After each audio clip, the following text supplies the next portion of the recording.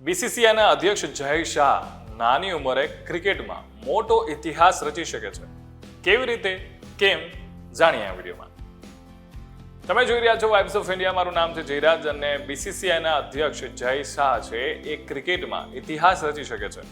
એ બની શકે છે આઈસીસીના સૌથી નાની વયના ચેરમેન, કારણ કે હાલમાં એ મુજબ વાત ચાલી રહી છે જે મુજબ આઈસીસીના નવા અધ્યક્ષ તરીકે જય શાહની નિમણૂક થઈ શકે છે.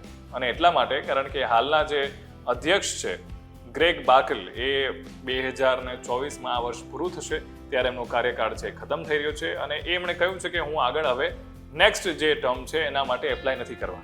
આઈસીસીની જે ઇલેક્શન કમિટી હોય છે અને એમાં ચેરમેન માટે જે છે એ 16 જે ઉમેદવારો હોય એમાંથી 9 મત મળવા જરૂરી છે.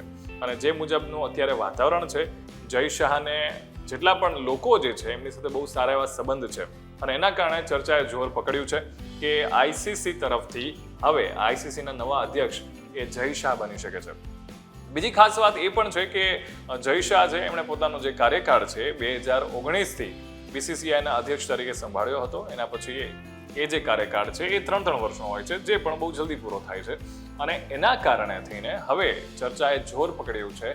અને જે મુજબના સમાચાર આવી રહ્યા છે મીડિયા રિપોર્ટ્સ મુજબ, તો પોસિબિલિટીઝ એવી છે કે જય શાહ છે એ આઈસીસીના નવા અધ્યક્ષ બની શકે છે, ચેરમેન બની શકે છે. તો તમારું આ મુદ્દે શું કહેવું છે? કોમેન્ટ કરીને અમને ચોક્કસથી જણાવો. Keep watching vibes of India.